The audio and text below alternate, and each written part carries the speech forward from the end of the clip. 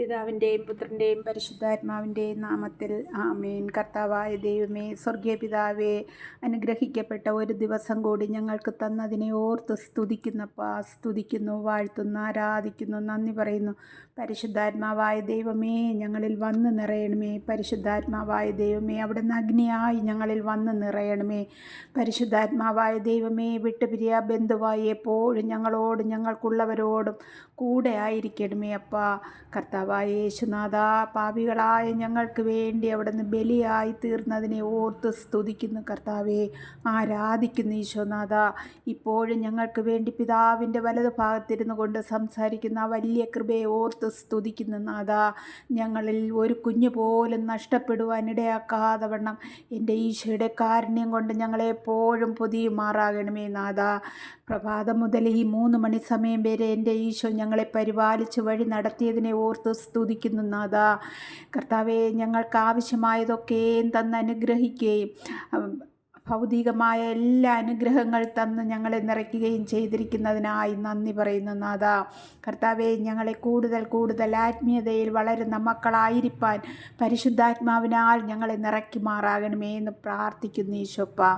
ഇന്ന് നമുക്ക് പ്രാർത്ഥിച്ചൊരു വചനഭാഗം എടുക്കാം.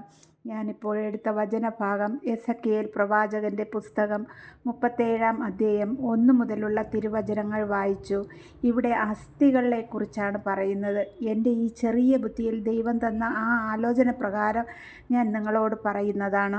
കർത്താവിൻ്റെ കരം ഒരു പ്രവാചകൻ്റെ മേൽ ചെന്നപ്പോൾ വന്ന ഒരു സാക്ഷ്യമാണ് പ്രവാചകൻ ഇവിടെ പറയുന്നത്.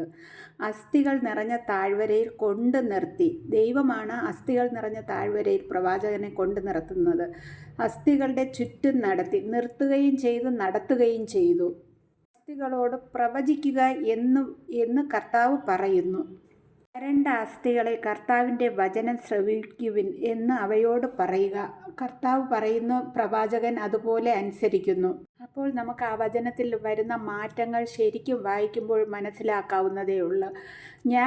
എൻ്റെ ആലോചനയിൽ ഈശോ എനിക്ക് തന്ന ഒരു ആലോചന, ഞാനൊരു വരണ്ട അസ്ഥിയാണ്, എന്നാൽ ദൈവവചനം എത്താത്ത ഒരു അസ്ഥിയാണ്. അത് മറ്റൊരു വ്യക്തി, ദൈവത്തെ അറിയുന്ന ഒരു പ്രവാചകൻ, അതായത് ഇന്നത്തെ അച്ഛന്മാർ, ധ്യാനഗുരുക്കന്മാർ നമുക്ക് പറഞ്ഞു തരുമ്പോൾ നമ്മളത് ഏറ്റെടുത്ത് നമ്മൾ ദൈവഹിതം പോലെ പ്രവർത്തിച്ചാൽ നമ്മളും ദൈവം കൂട്ടിച്ചേർക്കുന്ന അസ്ഥിയിൽ മാംസവും ഞരമ്പുകളും ഒരുമിച്ച് കൂടുന്ന ഒരു മനുഷ്യനായി മാറും. അങ്ങനെ നമ്മൾ ദൈവമക്കളായി മാറും. എനിക്ക് ഇത് വായിച്ചപ്പോൾ ഇങ്ങനെയുള്ള കുറേ ആലോചനകളാണ് ദൈവം തന്നത്. അതിനെ ഓർത്ത് ഈ കരുണയുടെ സമയം ഈശോയ്ക്ക് നന്ദി പറയുന്നു.